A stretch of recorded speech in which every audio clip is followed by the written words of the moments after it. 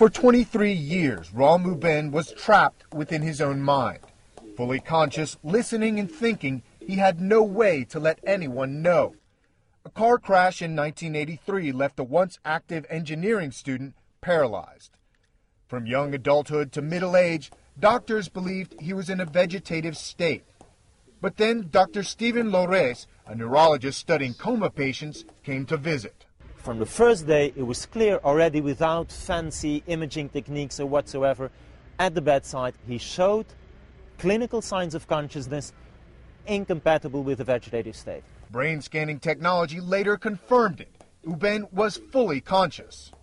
Ram lives here in this house with 7 other long-term patients. Now, staff say they've seen patients get worse and get better, but they've never seen a transformation like the one that Ram has made.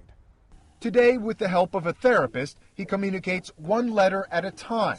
I asked how he managed to cope with being shut off from the world for so long. Time has no value for me. I live moment to moment. I try to enjoy the good moments and shut out the boring moments. To do this, I meditate.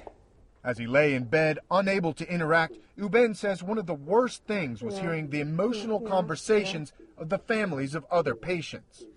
I heard everyone who talked around me. I heard the families of other people as they shared their problems.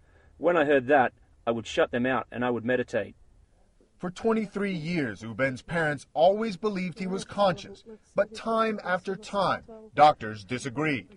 Now his mother says she doesn't like to hear people talk about her son's rebirth. I've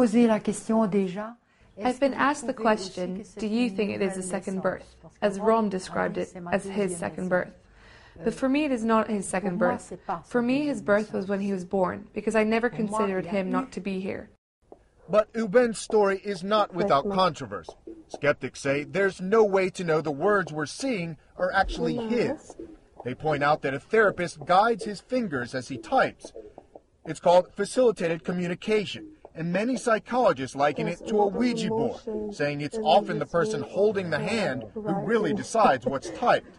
But both Dr. Lores and Uben's mother say they've tested the method with information only Uben would know, and they're convinced the words are his.